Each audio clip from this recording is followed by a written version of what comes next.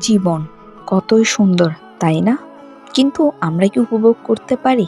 না, আসলেই আমরা কিন্তু এই সুন্দর প্রাকৃতিক পরিবেশ, সূর্যোদয়, সূর্য অস্ত যাওয়া, ঘন কুয়াশা, কি সুন্দর জাহাজ, এই মুহূর্তগুলা আমরা উপভোগ করতে পারি না। তার কারণ হচ্ছে যে আমরা নিজেকে এত পরিমাণে ব্যস্ত রাখি নিজের কেরিয়ার, জীবন নিয়ে, এই ছোট, ছোট মুহূর্তগুলা যে উপভোগ করতেই হয়, এটাই কিন্তু আমরা বেশিরভাগ মানুষ জানি না। কিন্তু শত ব্যস্ততার মধ্যে যে জীবনকে তো সুন্দরভাবে উপভোগ করতে পারবে এবং সৃষ্টিকর্তার এত মায়াবী রূপ দেখতে পারবে, সেই কিন্তু প্রকৃত মানুষ। তাই নিজে যতই ব্যস্ত থাকেন না কেন, জীবনটাকে উপভোগ করার চেষ্টা করেন। ছোট বাচ্চাদের এই সুন্দর মুহূর্ত, কি সুন্দর প্রাকৃতিক পরিবেশ, কত ঘন কুয়াশা, এগুলাই তো জীবনের আসল রহস্য। তাই জীবনকে যত বেশি উপভোগ করতে পারবে, জীবন ততই বেশি সুন্দর হবে।